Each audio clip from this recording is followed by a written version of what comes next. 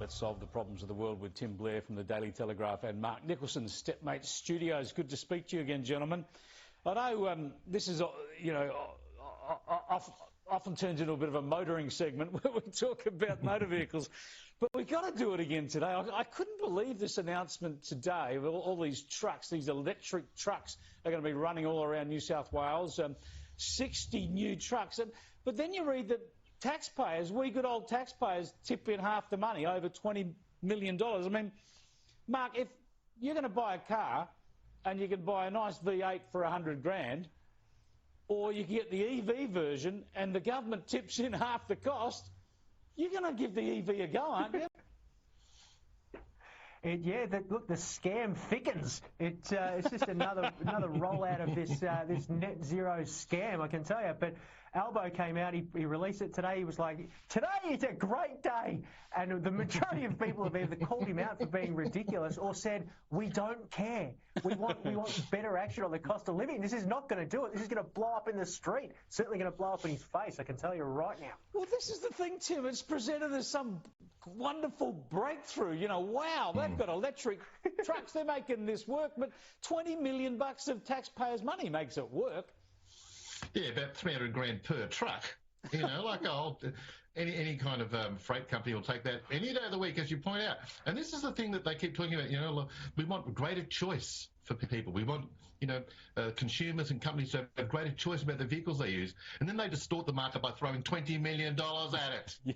And apparently, it's perverse. Apparently, there's another 110 million have been sent out in similar schemes around the place. So every time you see a work vehicle that's electric, you know that you're paying for half of it at least. But meanwhile, the good news is that great Minister for Climate and Energy, Chris Bowen, we often accuse him of being focused on the inner city elites or whatever. No, he's a man of the people. He's been going around out bush. Here he is in the Territory. Our brand new EV charger, also launching them today in Alice Springs and Tennant Creek. A lot of people are thinking about buying an EV, worried about whether there's enough chargers. We're rolling out a charger once every 150 kilometres on our national highway network to make sure no matter where you want to drive, no matter how far you drive, there's going to be a charger there for you. Tim, I imagine he could have done about 16 takes of that little piece to camera because there wouldn't have been too many electric vehicles pulling in at Tennant Creek. No, actually, I was hanging out for him for an image of him recharging a vehicle and holding the recharger as though it's a fuel pump. They always do this. All politicians, not just idiot Chris Bowen. They always hang on to it. Here we go. This, I think, is one of his drives around Parliament. Please let it run. Show him clipping the gutter. No, you always edit it to that point. It really upsets me. But when they talk about, like, you know, levelling the playing field, what they're talking about is greater choice among things you don't want to buy. Like, you can have anything you want as long as you don't want it. That's the Labor message on electric vehicles. And as you note, we just keep paying through the nose for it. Well, before I get your thoughts on Chris Bowen, Mark, let me share with you Anthony Albanese's thoughts. My mate Chris Bowen, a local MP here, and the Minister for Climate Change and Energy, who's doing such an extraordinary job in taking Australia to where we need to go, because this is a transformation that will be good for our environment, but also good for our national economy as well. I could imagine Xi Jinping saying exactly the same thing about Chris Bowen. He's taken Australia exactly where we want it to go. It's such vague propaganda coming out of the Prime Minister's mouth there for the man as well. It's such weak praise as well. He's doing a good job taking us where we need to go. It's so bizarre, but now it all makes sense as well why they backed so much extra coal. It's because that's what's really going to be charging these things, because it's not going to be solar as well. So, man, what a ridiculous announcement today. It was so much fun. Yeah, absolutely. There should be stickers on the back of all those electric trucks, powered by coal, absolutely.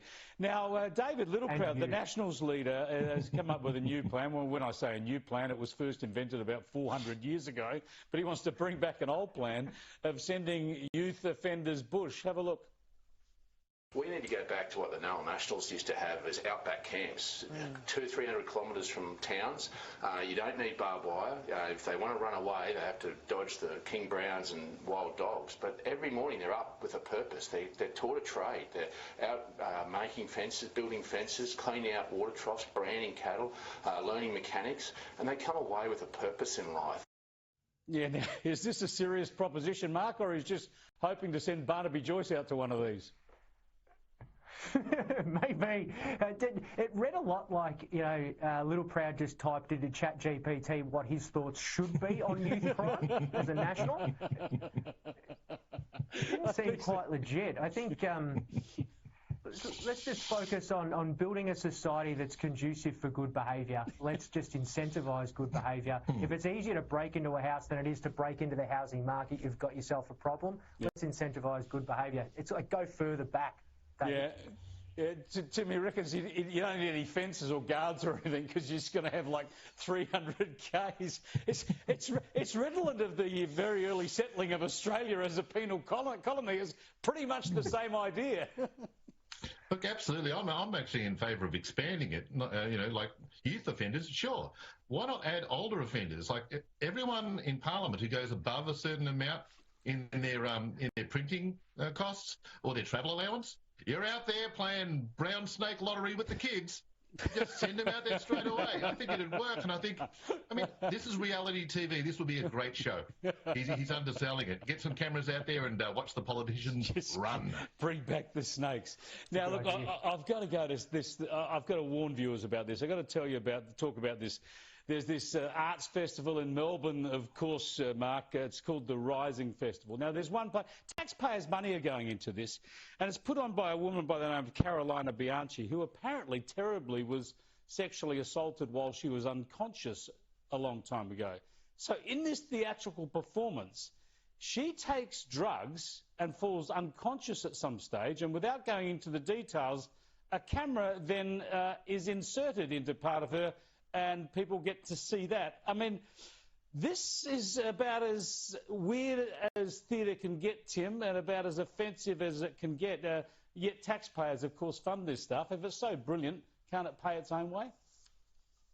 Well, yes. I mean, when you've when you're paying for a theatre experience, you don't generally expect for it to be a medical theatre, do you? And, I mean, what do they do at intermission? Give you some jelly and ice cream and leave you in a recovery room? It all sounds much more medical than entertaining and graphic. And as you noted, it's the origin story of this is horrific and dreadful, but the theatrification of it is puzzling, grotesque, and seems not to be something taxpayers should be funding. Yeah, it seems horrible. It seems to be one theatre event going back to the old COVID days you'd want to actually wear a mask to, as you say. It is more like medical theatre. Let's go to the theatre of the absurd that is the royal families, Mark, and the latest from Kate over this photo scandal. I mean, whoever would have picked it? The royals apparently are fakes. But there's this quote now from a source close to Harry and Meghan, apparently, says that this isn't a mistake that Meghan would ever make. You know, if only William had married Meghan instead of Catherine, because apparently Meghan has a keen eye and a freakish attention to detail. Well, she's freakish, all right. You're not wrong. Yeah. And I love that that's the only way that they can sort of step on top of each other. Is it's like, I would never have let some weird Photoshop like that pass me by. Not about just editing the photo. But I never would have thought that I would have been interested in this at all. But I've got the conspiracy wall up now. I've looked into this a little bit more. Where is Kate? The Kate Gate scandal. It's huge. If you haven't gone down the rabbit hole, I encourage you to do it. It's fascinating. I'm getting drawn in. I want proof of life, and I want it now. Thanks for joining us, Tim and Mark. We'll catch you next weekend. We've got to get off to a break.